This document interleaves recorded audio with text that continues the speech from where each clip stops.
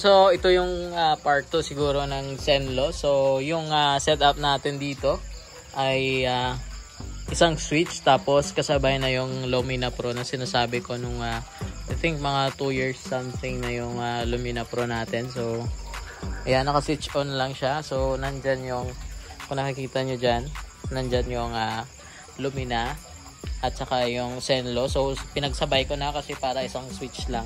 So ayan, tignan nyo kung gaano siya ka lakas, no? So on natin. So ayan yung so ito yung low nya, mix ng white at saka ng yellow. Ganon din sa Zenlo. So ayan, napakalakas. Ito naman yung high. Ayan, sobrang lakas, grabe. So hindi ko pa siya na set up kung gaano kataas at kung gaano kababa, no? So ayan, wala po yung headlight, hindi ko pa pinapaandar. So nasa ilalim ng, ayan. So ayan yung tsura niya, grabe, napakalakas.